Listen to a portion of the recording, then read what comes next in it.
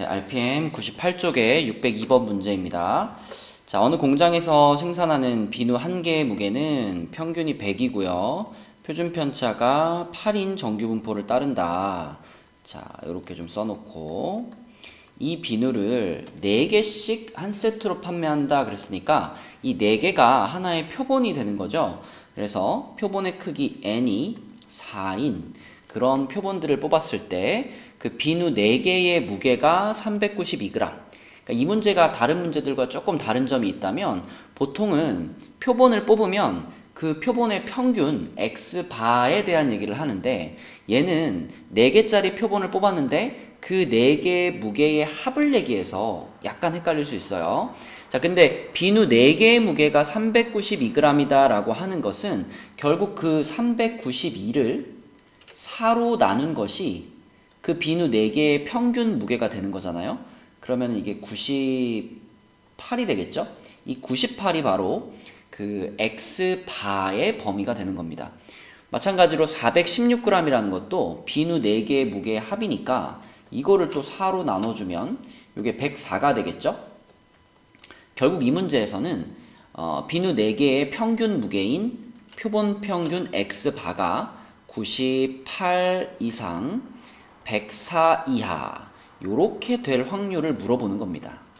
근데 이거를 평균으로 말하지 않고 비누 4개의 무게의 합으로 말해줘서 약간 헷갈리는 거예요. 자, 아무튼 요런 그 확률을 구할 거고요. 지금 크기가 n인 표본을 뽑았기 때문에 표본 평균 x바에 대한 정규 분포는 요렇게 변하겠죠. 평균은 똑같고, 자, 분산이 지금 64니까 64를 4로 나누면 16이죠. 그럼 요거는 4제곱으로 이렇게 바꿔줘야 이것이 x바에 대한 정규 분포가 되겠습니다. 그러면 뭐 끝났죠? 요 정규 분포를 이용해서 요걸 이용해서 얘를 이제 표준화 시켜가지고 계산해주면 되는 거니까 표준화 시켜보면 98은 마이너스 0.5가 될 거고요. 그리고 표준화 됐으니까 Z로 바뀌고 그 다음에 요거는 1이 되겠습니다. 그래서 마이너스 0.5부터 1까지의 확률이면은 요 두 칸을 더해주면 되죠. 더해보면은 0. 얼마인가요? 5, 3, 2, 8. 네, 요런 확률이 나오겠고, 이 확률로 몇 개냐면 5,000개의 세트를 검사를 하는 거예요. 전체가 5,000개의 세트예요. 그럼 그 5,000개의 세트 중에 정품으로 판정되는 것의 개수, 그러면 5,000에다가 이게 정품으로 판정될 확률이니까 곱해주면 되겠죠. 그래서 5,000 곱하기 0.5328 이렇게 하는 거니까 얘가 만분의 5328이잖아요. 만분의 5328이면 나눠주면 2분의 5328이니까 계산하면은 2664인가요? 맞나요? 네, 2664개가 정품으로 판정이 된다라고 찾으면 되겠습니다. 네, 605번 문제입니다. 어느 회사에서 판매하는 음료수 한 병의 용량은 평균이 120. 또 써놓을게요. 평균이 120, 표준 편차가 5인 정규 분포를 따른다. 자, 근데 여기서 이제 음료수 중 이미 추출한 n병. 표본의 크기를 지금 안 알려줬어요. 표본의 크기를 그냥 n이라고 했고요. 그렇다면 그때 표본 평균은 120, 루트 n분의 5를 표준 편차로 갖는, 자, 요런 정규 분포를 따르겠죠? x바가. 그쵸? 자, 그럼 그 상황에서 x바가 119부터 121 이하일 확률 그랬으니까, 자, 요거 그대로 계산을 해보면 119부터 121 이하일 확률, 요걸 그대로 이제 우리가 표준화를 시킨다라고 생각하면 119에서 120을 빼면 마이너스 1이죠? 그럼 마이너스 1을 자 표본 편차가 지금 요거니까 표본 편차로 나누면 루트 n분의 5가 되겠고요. 이제 표준화 됐으니까 z로 바뀌었고, 그리고 요것도 마찬가지로 표준화를 시키면은 자 똑같은데 부호만 반대겠죠. 그래서 요렇게 돼가지고 요렇게 되겠습니다. 근데 요 범위에 들어갈 확률이 지금 0.9보다 크거나 같았으면 좋겠어요. 그런데 지금 x 요 왼쪽 오른쪽에 있는 이 경계선들은 부호만 반대인 거잖아요. 요렇게 쓸 수 있으니까 마이너스 5분의 루트 n과 플러스 5분의 루트 n 이렇게 부호만 반대인 두 지점의 확률이 딱 0.9가 되는 순간이 언제냐면 요거 찾으면 되겠죠. 그죠? 자, 우리가 이렇게 표준 정규 분포 그래프를 딱 놓고 생각을 한다면 얘가 얼마인지 모르겠지만 둘이 부호만 반대니까 서로 요렇게 딱 0에서부터 같은 거리만큼 떨어져 가지고 여기가 좀 더 멀어져야 되나요? 네, 같은 거리만큼 떨어져서 여기랑 여기가 똑같이 이렇게 떨어져 가지고 그 사이에 있을 확률, 여기에 들어갈 확률, 자, 요 확률을 지금 얘기하는 건데 그 확률이 0.9보다 컸으면 좋겠거든요. 그럼 먼저 얘가 딱 0.9가 되는 순간을 생각을 해보면 이게 반 자르면은 요쪽이 0.45, 요쪽이 0.45가 돼야 되는 거기 때문에 이쪽 편의 값이 자 1.6이 돼야 됩니다. 여기가 1.6이 되고 여기가 마이너스 1.6이 돼주면 그러면 딱 0.9가 돼요. 그럼 0.9보다 이 넓이가 더 넓어진다. 이거 이상이다. 그러면 어때야 되냐면 이 라인이 오른쪽으로 가야 되겠죠. 그렇죠? 요렇게 벌어지고 그러니까 얘는 요렇게 벌어지고 얘는 요렇게 벌어져야지 확률이 더 넓어지는 거잖아요. 그래서 다시 말하면 이 5분의 루트 n이라는 값이 자, 5분의 루트 n이라는 값이 딱 1.6이면 정확하게 0.9라는 확률이 나오는 거고 얘가 만약에 1.6보다 더 크거나 같으면 그러면 문제에서 말하는 것처럼 이 넓이가 0.9보다 크거나 같다라고 말할 수 있겠죠. 그래서 여기서 5를 곱해주면은 루트 n은 8 이상이다가 되겠고 제곱해주면 n은 64 이상이다가 되겠습니다. 그래서 n의 최소값은 64라고 구할 수 있겠네요. 그래서 이 정규분포 그 그래프의 모양을 최대한 활용해서 생각을 하시면 생각이 좀 막히는 부분에서 해결책을 찾을 수가 있습니다. 그래서 그래프를 적극적으로 이용해 보세요. 네, 100쪽에 612번 문제입니다. 자, 요거는 이제 그 신뢰 구간을 추정하는 문제죠. 문제를 좀 읽어보면 표준 편차가 20, 표준 편차가 20인 정규 분포를 따르고 있고요. 자, 여기서 이미 추출한 학생 25명, 그럼 딱 옆에다가 n값은 25구나 이렇게 써주시고 그 25명이 한 세트의 표본인데 그들의 평균이 66이 된 거니까 저 66은요 한 세트의 표본의 평균인 x바가 되는 겁니다. x바가 66이에요. 자, 그랬을 때 이 고등학교 학생들의 수학 점수의 평균 m 이것을 신뢰도 알파 %로 추정한 이 알파 %, 알파 값을 모르기 때문에 지금 신뢰도 계수가 이 중에 어떤 값이 될지 우리는 모르겠어요.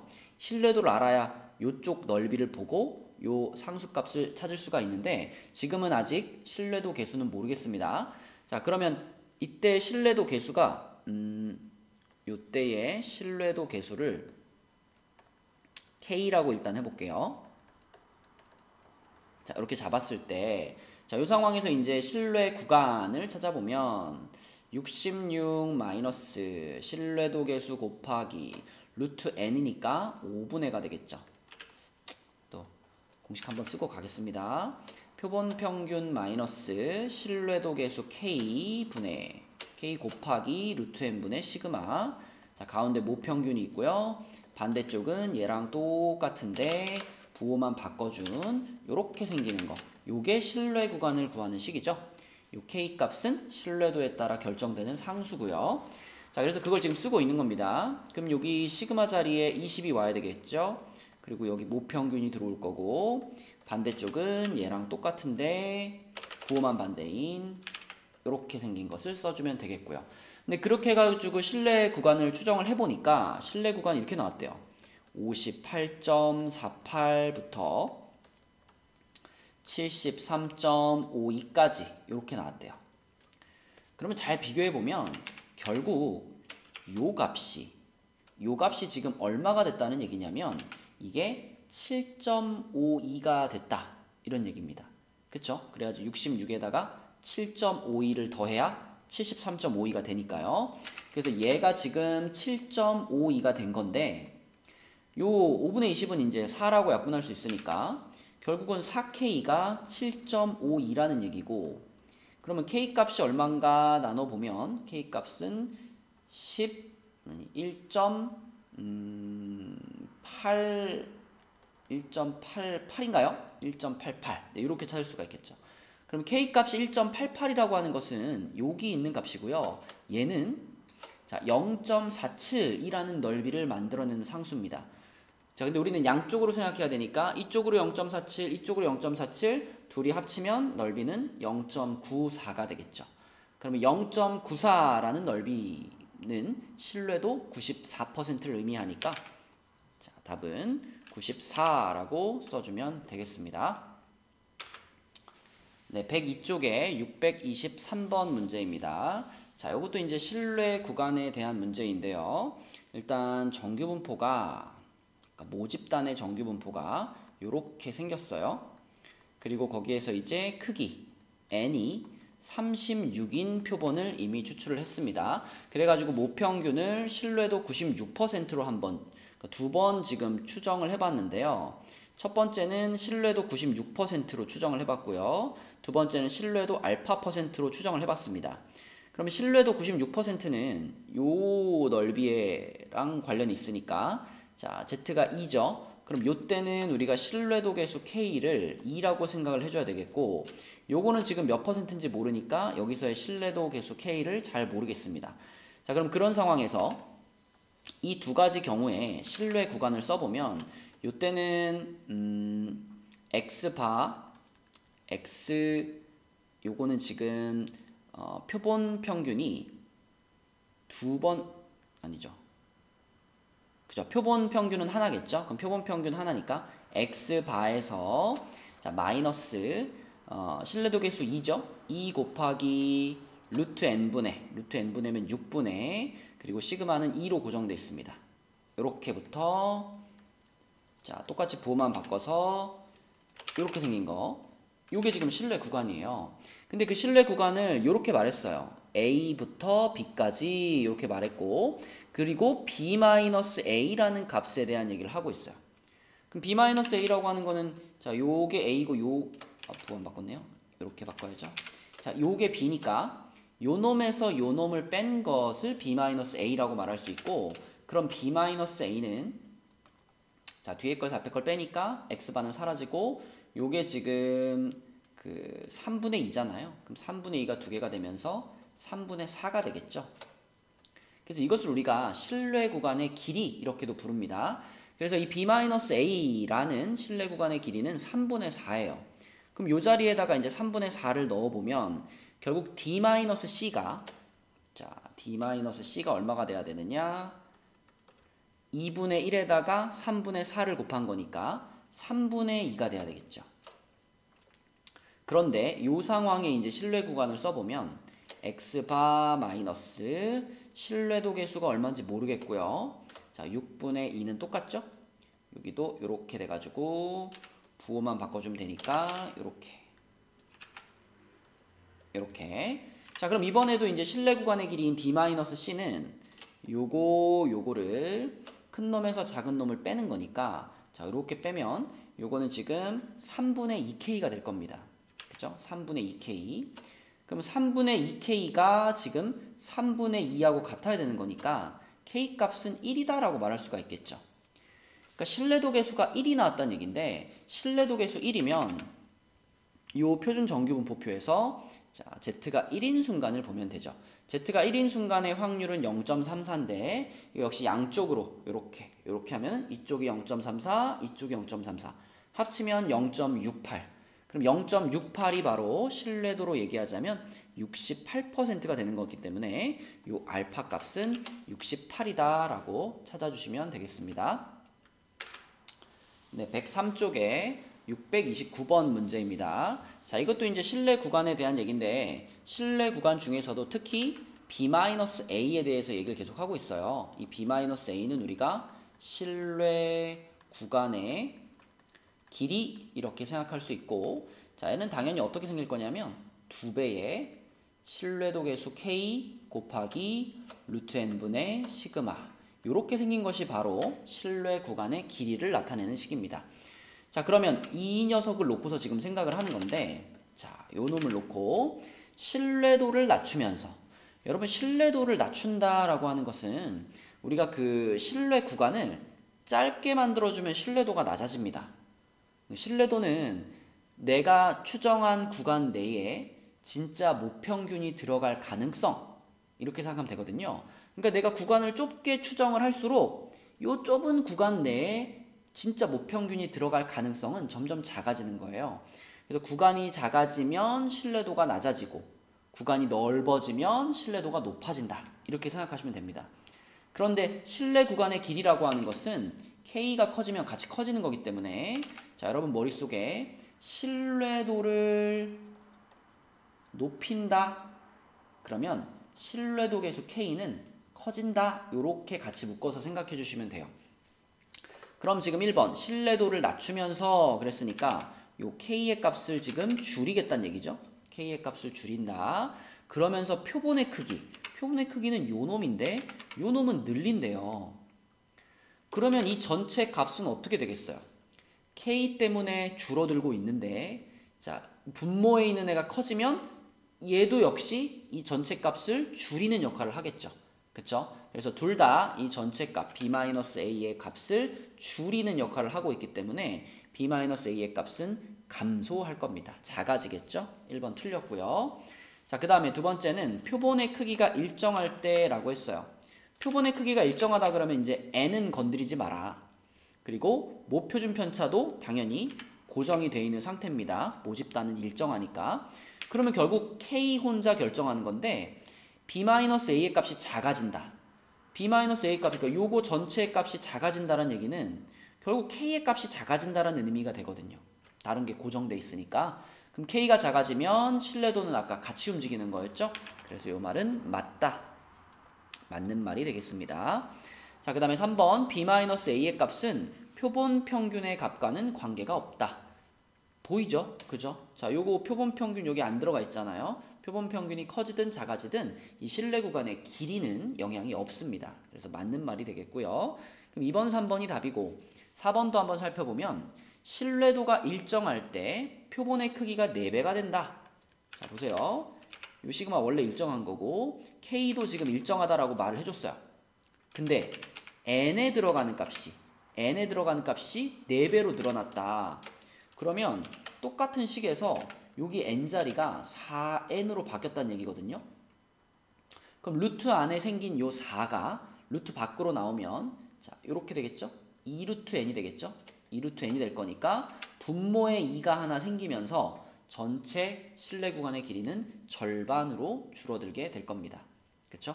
근데 요거의 값은 2배가 된다라고 했기 때문에 틀렸어요. 2배가 아니라 2분의 1배가 된다라고 말했어야 합니다. 자, 그 다음에 5번 신뢰도가 일정할 때. 자, 신뢰도가 일정해요.